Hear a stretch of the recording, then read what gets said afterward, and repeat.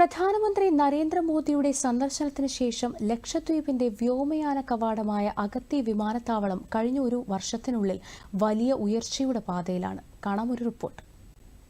Gate way of ലക്ഷദ്വീപായ അഗത്തി വിമാനത്താവളത്തിലാണ് നാം ഇപ്പോൾ. നമ്മളോടൊപ്പം അഗത്തി എയർപോർട്ട് ഡയറക്ടർ മധുകുമാർ സാറാണ്. സർ, തീർച്ചയായിട്ടും ലക്ഷദ്വീപിനെ കുറിച്ച് ഒരുപാട് അന്വേഷണങ്ങളാണ് ഈ അടുത്ത കാലത്തായിട്ട് കൂടിയിരിക്കുന്നത്. ഈ അഗത്തി വിമാനത്താവളത്തിൽ ഇവിടെ ഈ അടുത്ത കാലത്തായിട്ട് വരുന്ന മാറ്റങ്ങൾ എന്തൊക്കെയാണ്?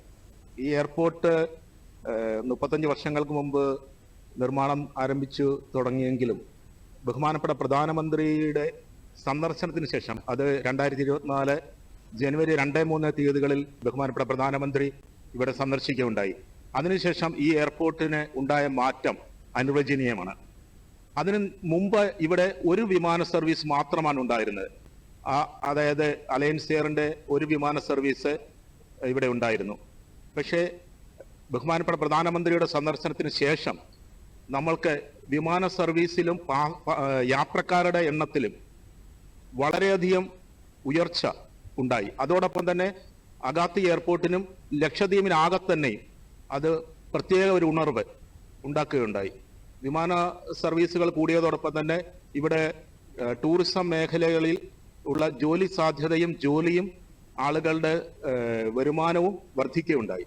അങ്ങനെ ലക്ഷദ്വീപിന് മൊത്തത്തിൽ ഒരു ഉണർവാണ് പ്രധാനമന്ത്രിയുടെ സന്ദർശനം മൂലം ഉണ്ടായിരിക്കുന്നത്. കൂടാതെ കഴിഞ്ഞ ഒരു വർഷമായിട്ട് ഡിഫൻസ് സർവീസുകളായ Indian air force, navy, coast guard തുടങ്ങിയവയുമായിട്ട് എയർപോർട്ട് അതോറിറ്റി ഓഫ് ഇന്ത്യ ഒരു പ്രത്യേക ഉടമ്പടി പ്രകാരം രാത്രികാലങ്ങളിലും രോഗികളെ ഇവിടുന്ന് ചികിത്സാ സൗകര്യങ്ങൾക്കായി കൊണ്ടുപോകാനുള്ള ഒരു സജ്ജീകരണം ഏർപ്പെടുത്തിയിട്ടുണ്ട്. അതിൻ പ്രകാരം നമ്മൾ നിരവധി രോഗികളെ ഇവിടുന്ന് രാത്രികാലങ്ങളിലും ചികിത്സാർത്ഥം കൊച്ചിയിലേക്ക് എത്തിക്കുകയുണ്ടായി. ഈ വിമാനത്താവളം ദിവസേന ഉപയോഗിക്കുന്നുണ്ട്.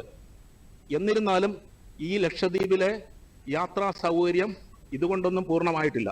ഇപ്പോഴും വിമാന ടിക്കറ്റുകൾ ലഭ്യമല്ലാത്ത സ്ഥിതിയിലാണ്. കൂടുതൽ വിമാന സർവീസുകൾ ഇവിടെ ആരംഭിക്കേണ്ടതായിട്ടുണ്ട്.